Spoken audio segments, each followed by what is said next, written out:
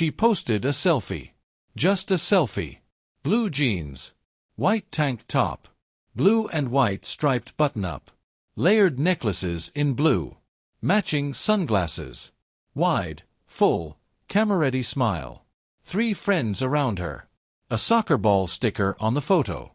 The kind of casual, breezy, this is a fun day Instagram story that anyone might post from a stadium on a Sunday afternoon. Except the person posting it was Blake Lively. And the date was July 19, 2026. And the last time the world had seen her publicly, on any platform, in any context, was before the night when her best friend of more than 10 years got married at Madison Square Garden. The wedding that Blake Lively was not at. The wedding that had Tom Hanks and Paul McCartney and Stevie Nicks and 1,100 people and 5-story glowing trees and gold books and custom Dior gowns and a secret garden built inside the most famous arena in New York City. The wedding where Taylor Swift said, on Graham Norton's show, that she was going to invite anyone I've ever talked to. Anyone she had ever talked to. And Blake Lively was not there. 16 days later, a selfie at the World Cup final. All smiles. Soccer ball sticker. No explanation. No statement. No reference, however oblique, to the thing that everyone watching her stories was thinking about. Just, I went to the World Cup. Here are my friends. Spain won. The story underneath that selfie is one of the most quietly devastating things to happen in Hollywood friendship in years. And it starts not with a falling out, not with a public fight, not with anything visible, but with a lawsuit. And a subpoena. And a text message that was made public when it was never supposed to be. And a woman who wrote to her friend, I just kinda miss my funny, dark, normal-speaking friend who talks to me as herself. This is that story. And it is more complicated, more sad, more human than the headline version has room for. Let's start where the friendship started. Because to understand what was lost, you have to understand what was there. Blake Lively and Taylor Swift were close. Not acquaintance close. Not industry connection close.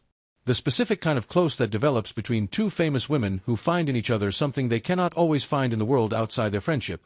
A peer who understands the specific texture of your particular kind of fame, who has been to the same rooms you've been to, who knows what it costs, who does not need anything from you except your actual company.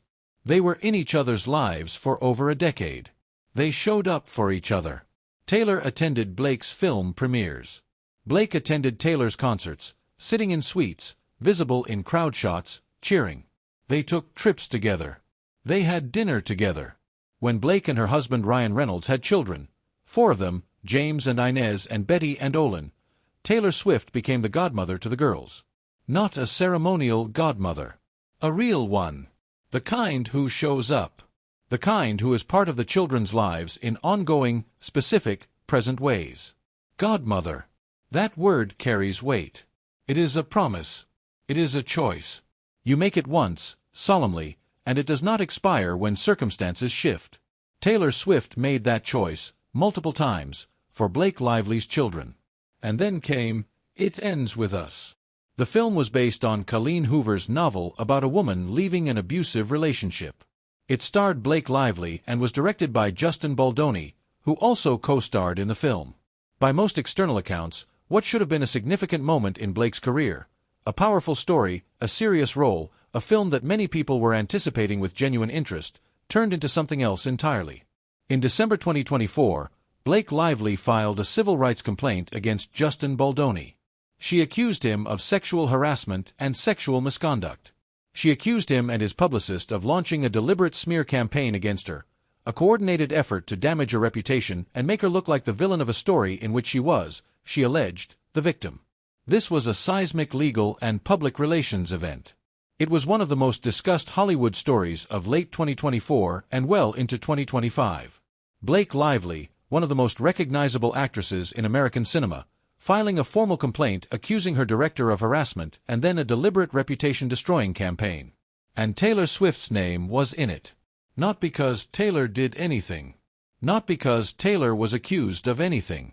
Because Baldoni's legal team alleged, in their response to Lively's complaint, that Blake had attempted to use Taylor Swift's influence as leverage, to deploy the weight of her friendship with the most famous musician in the world in service of her own goals around the film. And so Baldoni's team subpoenaed Taylor Swift. She was served with legal papers. the most famous woman in popular music, who had absolutely nothing to do with a dispute between a director and his actress about what happened on a movie set, was suddenly named in legal documents, compelled to respond, potentially required to testify about a friendship she had kept carefully private. The subpoena was eventually withdrawn. Taylor was not ultimately forced into the legal process.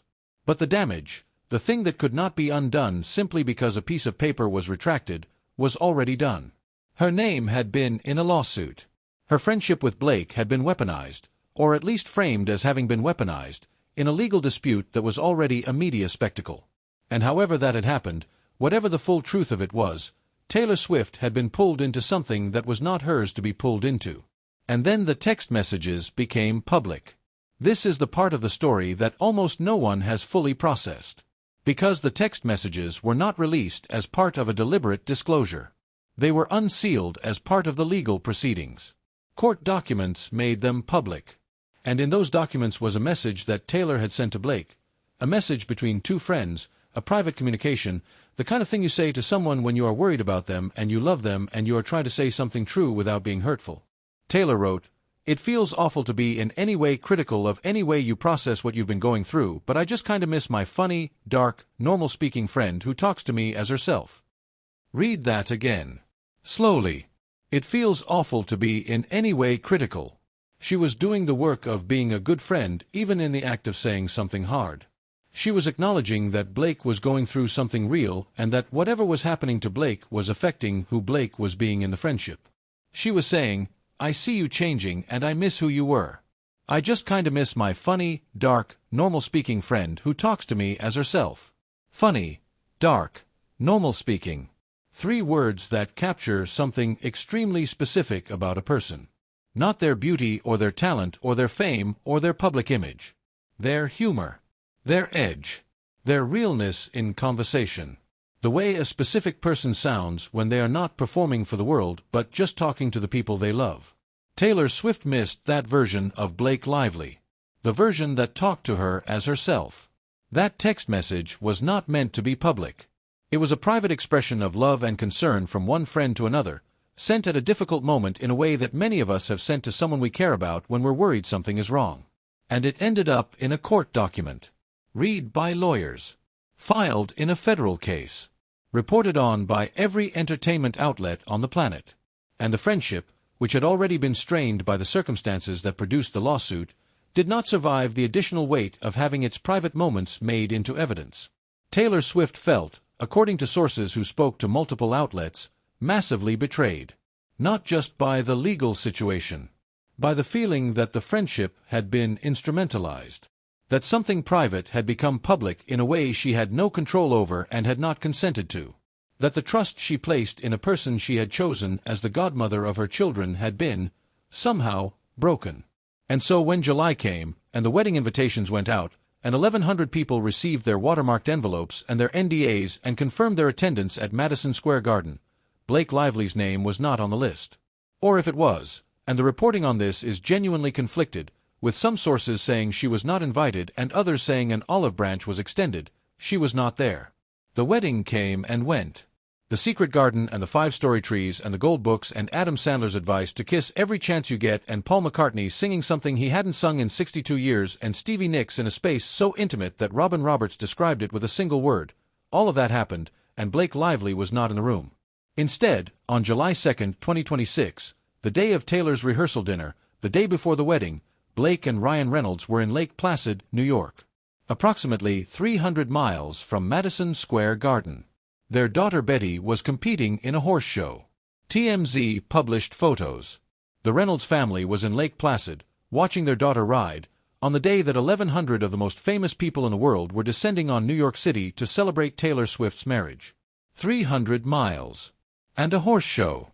And no explanation. The absence said everything that needed to be said without saying it. Blake Lively was not at Taylor Swift's wedding. They were in the same region of the same state. But they were 300 miles apart. And everyone understood why. One source said something that has stuck in the coverage like a splinter. One outlet reported that Blake Lively had a dress picked out. Just in case. That she had chosen what she would wear on the off chance that the invitation came. That she was ready, at some level, for the possibility that the breach could be repaired. A dress picked out. Just in case. That image. The detail of a woman who has been the best friend of the most famous musician in the world for over a decade, who is the godmother of children she helped bring into the world, who has been in that friendship through every era and every album and every heartbreak and every triumph. That woman picking out a dress for a wedding she didn't know if she was invited to. And then the wedding happened. And she was not there. And then, 16 days later, the Instagram story. July 19th, 2026. The FIFA World Cup Final. MetLife Stadium, East Rutherford, New Jersey. Spain versus Argentina. One of the most anticipated sporting events of the year, happening just across the Hudson River from New York City, in a stadium that has hosted some of the biggest events in American sports. Blake Lively was there. In Argentina colors, the blue and white stripes, the colors of a team that would ultimately lose, 1-0 to Spain. She was with Kendall and Libby Glazer, who are the founders of Stony Clover Lane, a lifestyle and accessories brand that Blake has been involved with. She was with Emma Gray, a longtime friend. She was with women. With her people. Without Ryan Reynolds visible in the photo, just her and her friends on a Sunday afternoon in New Jersey watching the World Cup final. She was all smiles in the selfie. The specific all smiles energy of someone who knows they are being photographed and is choosing what that photograph communicates. All smiles is a choice. It is not neutral. It is the deliberate presentation of a person who is saying, I am fine. I am here. I am at the World Cup with my friends and I am smiling. Whether she was fine is a separate question.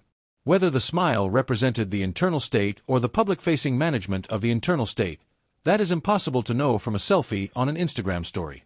What is knowable is this: she showed up. She showed her face. She posted.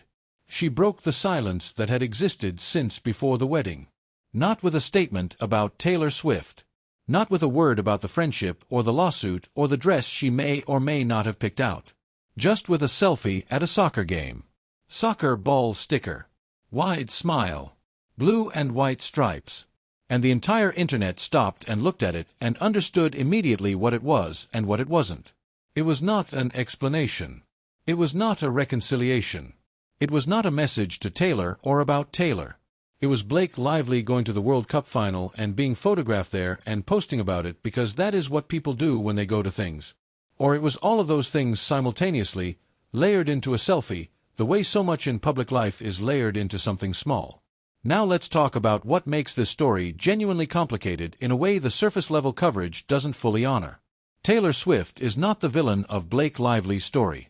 What happened to Blake in the "it ends with us" situation, the allegations of harassment, the alleged smear campaign, the legal battle that consumed a significant portion of 2024 and 2025, whatever the full truth of that situation is, it was genuinely difficult. Genuinely painful. It involved a woman saying publicly, on the record, that she had been treated badly and then had her reputation deliberately attacked. Those are serious things.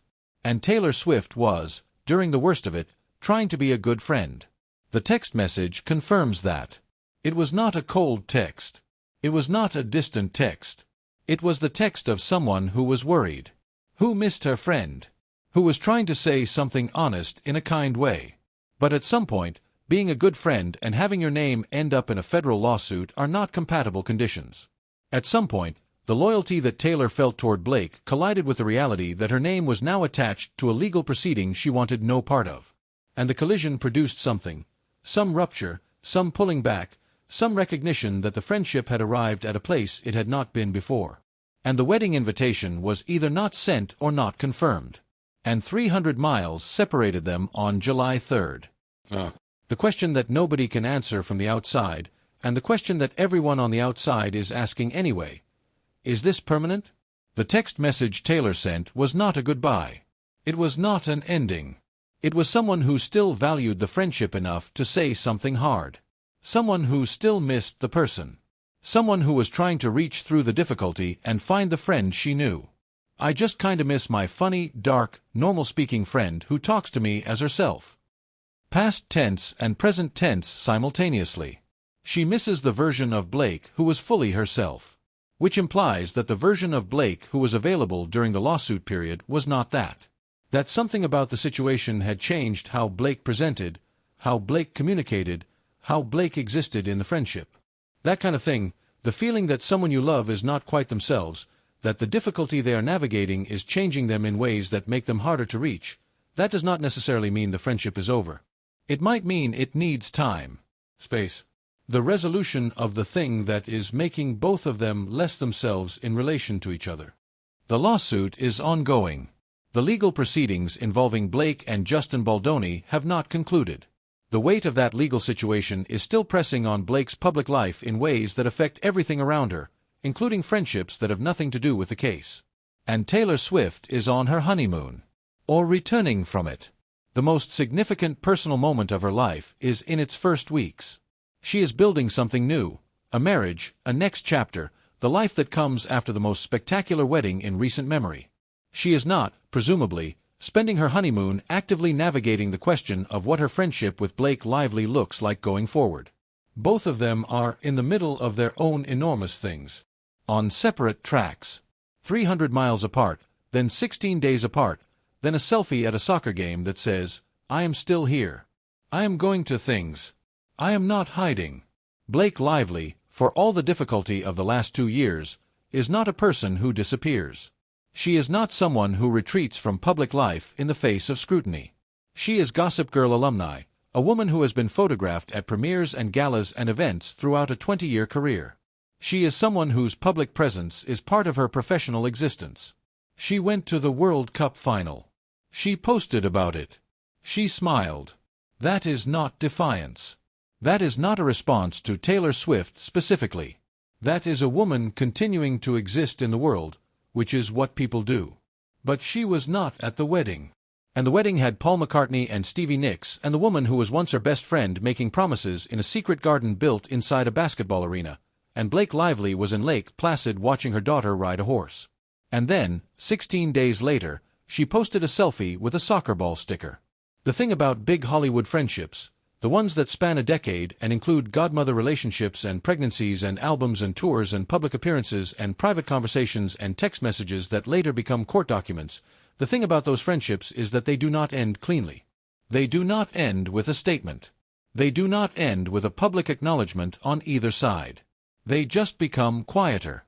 The events that would have included both of them start including only one. The shared experiences accumulate asymmetries. The text messages slow down. The phone calls thin out. And eventually you realize that something enormous happened, without an announcement, without a ceremony, without anyone being formally notified. The wedding was the announcement. The announcement that nobody made directly but that the guest list made on its behalf. 1,100 people, including Tom Hanks and Paul McCartney and Steven Spielberg and Roger Goodell and Adam Sandler and Zoe Kravitz and Selena Gomez and every country music friend and every longtime collaborator and every neighbor and high school friend Taylor Swift has ever made. And not Blake Lively. The guest list was the statement. And the Instagram story at the World Cup was Blake Lively's statement back. Not about the wedding. Not about Taylor. About herself. About her continued existence in the world, on the same New York area real estate where the wedding happened 16 days earlier, at a different stadium, watching a different sport, with different friends. She is here. She is smiling. She is wearing Argentina colors at a game Argentina lost. She is not at Madison Square Garden. She is at MetLife Stadium. 16 days later. 300 miles away, and then not 300 miles away, and then posting a selfie on a Sunday afternoon. Taylor Swift once wrote, about a friendship she valued enormously, "I just kinda miss my funny, dark, normal-speaking friend who talks to me as herself." That text was private. It was unsealed by a court. It was published everywhere. And now it is one of the most specific, most revealing sentences Taylor Swift has ever produced. Not in a song, not in an interview, but in a private message to someone she loved and was worried about. She missed the person. She said so. In the language that is most Taylor Swift, precise, earnest, willing to say the hard thing with care. And the person she was missing was not at the wedding. And 16 days later, the person she was missing posted a selfie at the World Cup. Whether there is another chapter in this story, whether the text message is a bridge or a goodbye, whether the dress that was picked out just in case becomes a dress for a different occasion, whether the distance of 2025 and 2026 eventually closes back to something that looks like what it was, nobody knows. Not the friends, presumably. Not the journalists covering it. Not anyone on the outside of two women navigating something real and private and difficult in the middle of one of the most public lives imaginable. What we have is this. July 19, 2026. MetLife Stadium. Spain beat Argentina 1-0. Blake Lively posted a selfie with a soccer ball sticker and friends on her left and right and a smile that said, "I am here." And Taylor Swift was somewhere in Europe on a honeymoon that nobody could track. Two women. Both here. Both continuing. Both in the middle of something. And whatever comes next between them will happen the way all real things happen between real people. Quietly, privately, away from the cameras and the court documents and the selfies. Or it will not happen at all.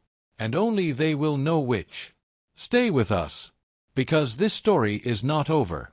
And neither is theirs.